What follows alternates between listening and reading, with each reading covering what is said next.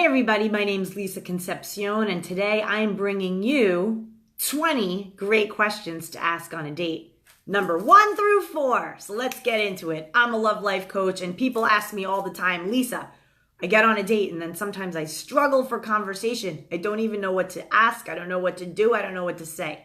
So I'm going to give you some gems. You're going to check out some videos of mine. They're going to go in sequence. So make sure you catch the whole thing for all 20 and stay to the end because I'm going to announce how you can get some free gifts, some free content from me every week to help you out on your dating adventures. So here we go. Number 1, which 3 people influenced you the most in your life and why? Which 3 people influenced you the most in your life and why? So maybe it could be a parent or a sibling or a teacher or a book author or somebody that they really follow and love online, somebody inspirational. Pay really close attention to what they're saying and then always be ready to reply if they ask you the same question. If they say, how about you? You need to be able to reply with an answer. So that leads me to number 2. If I had lunch with your mom, your most significant ex, and your best friend, what would they say are your best qualities and what would they warn me about? So a lot of people find this question like, whoa, if somebody asked me that, they'd freak out. Well, that's very telling. It's a great question, and here's why. Think about it. It gives the person the opportunity to think about, whoa, if my mother, my most significant ex, and my best friend were sitting with Lisa, with me, sitting and saying, here's what we love about her. Here's what we, can warn you about. I think it's like a really cool way for the person to just really think about themselves by stepping outside themselves and coming at it from how the people he cares about or the people that he had most of a relationship with would regard them.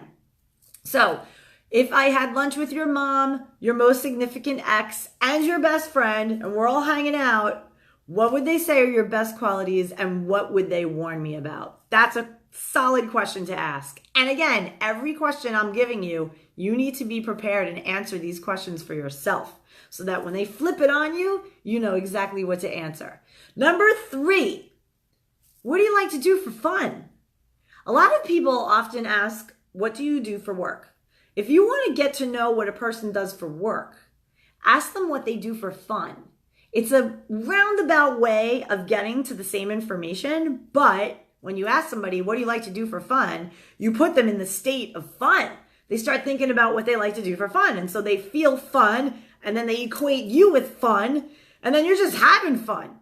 But if you say to somebody, so tell me, what do you do for work? And if they had a crappy day at work, you're putting them right back into that crappy state of mind. So what do you like to do for fun? And from that question, I've asked that question of people, and I've learned about their families. I've learned about what they do when they are not working, which leads into them talking about their work, their friends, the recent trip that they went on, that they like to travel. One loved to cook. So asking people just in general, tell me about yourself. What do you like to do for fun? Is a really cool icebreaker, regardless if it's dating or even someone that you're catching up with for business. Great question to ask. Number 4. So tell me where you grew up. What was your upbringing like? So when you say, where did you grow up?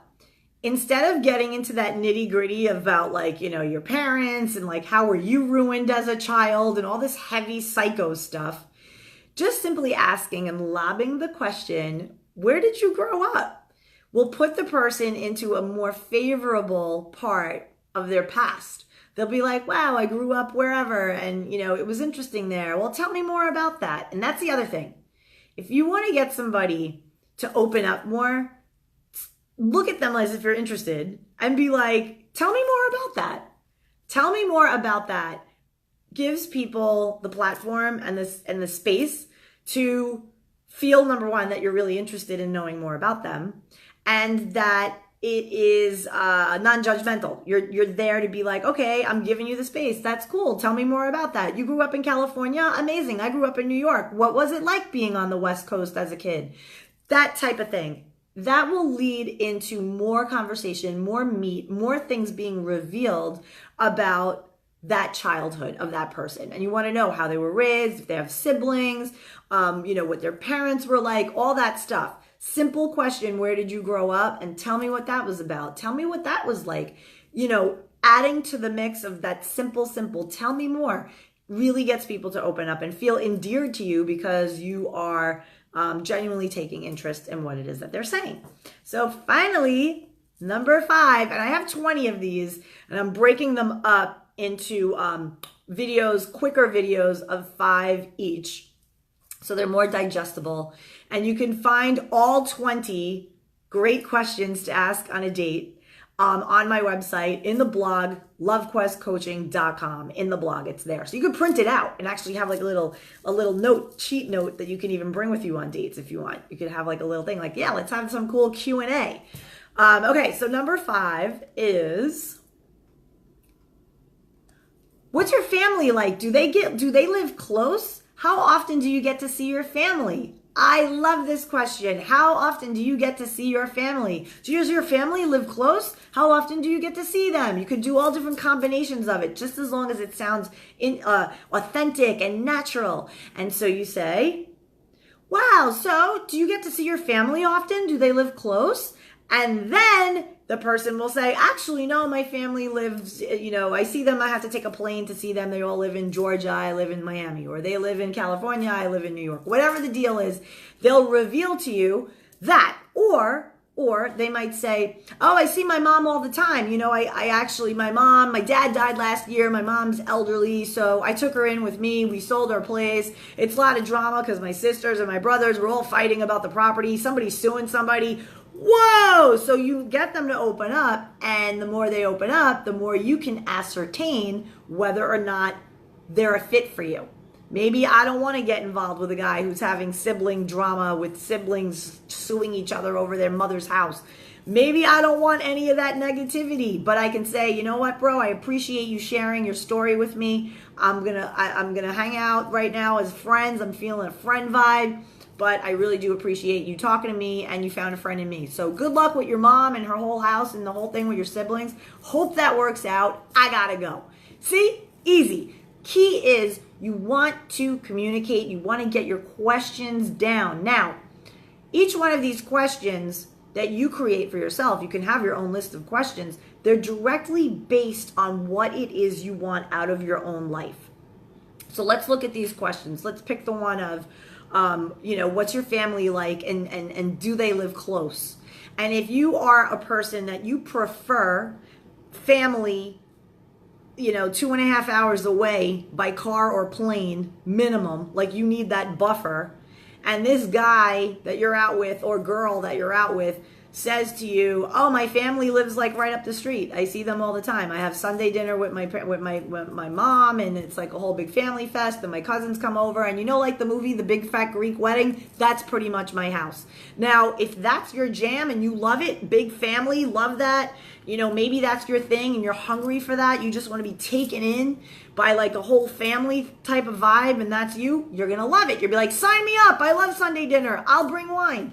But if that's not your jam, then you might make a decision. You might be like, you know what? Kind of not really big into the whole like loud, crazy family vibe every weekend. People in my business, I don't really think I like that. I'd like more of like, we see them once a year at holidays, and I got my boundaries and my barriers and all is well and la la la, and you go anywhere. However way you roll. But these questions are designed to get people talking so that you can listen for what they are revealing. And the idea here is to open up these discussions with very open-ended, easy, non-judgmental questions.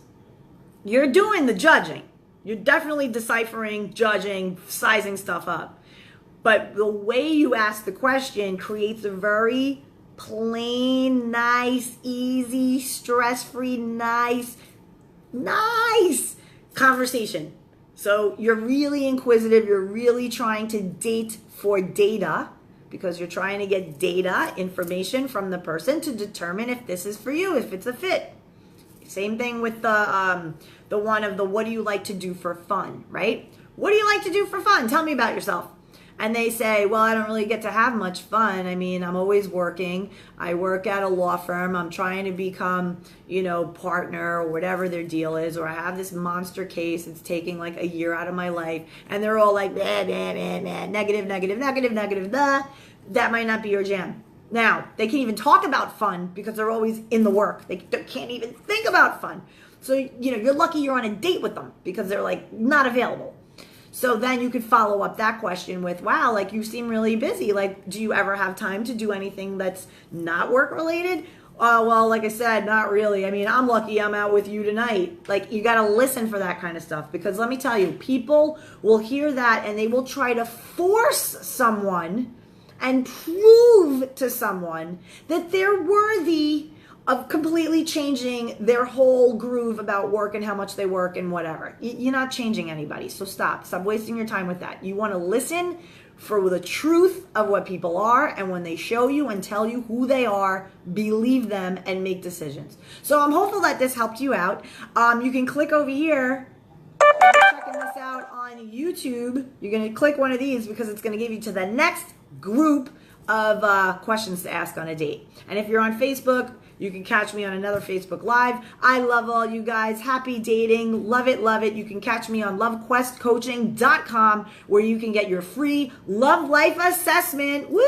That was the big freebie treat I was holding out for till the end. So if you have not gotten that yet for free, go to LoveQuestCoaching.com, click free assessment, and get busy, and I will get in touch with you directly. Thanks so much, guys. Have a wonderful night or day. Bye.